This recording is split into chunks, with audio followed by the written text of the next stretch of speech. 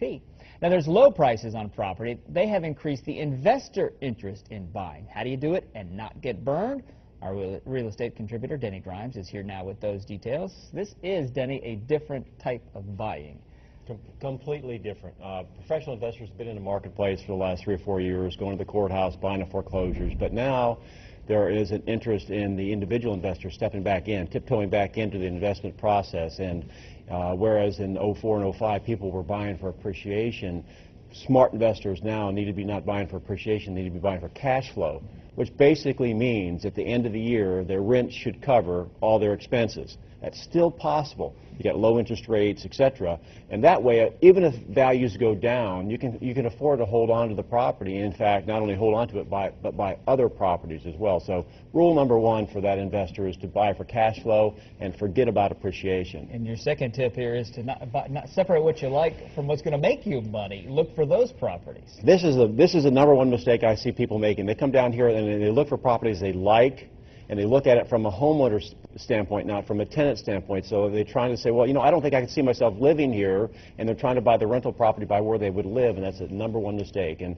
I find people failing in the investment cycle almost 100% of the time if they don't dismiss the fact you're not going to live there. This is a rental. Yeah, the house is not for you. You need to be able to rent it and follow rule number one, which is make money. That's right. And maybe what they'd rent they wouldn't live, but that's okay. This is something totally separate. And the third thing, Rob, is they have to count their expenses. You know, it's pretty easy to figure out what your mortgage payment is and the taxes, but there's some variables.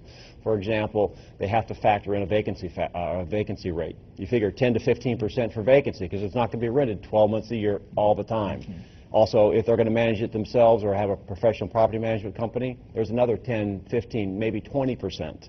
And then you got the air conditioners that seems to go out, or there's all these little issues that they have to factor into their pro forma. Yeah, you got to do the maintenance because the tenant is going to call you when it doesn't work, whatever it is. That's right. You got to be able to afford to fix that. And you're maybe the number one rule to me is to run it like a business. You've got to think like this is a business and not necessarily be so emotionally attached. Yeah, there's a lot of people that have been burned in being a landlord because they don't run it like a business. They try to run it like a nice guy, and the tenants are sometimes professional.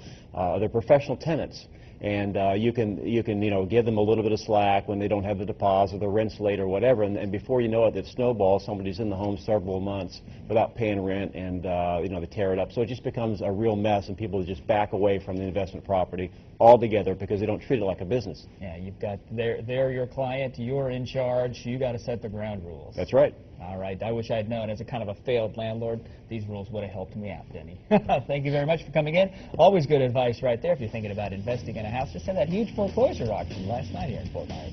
We'll be right back with your weather and your traffic, some of the top stories. You're watching Weeklies Now This Morning on 6 TV.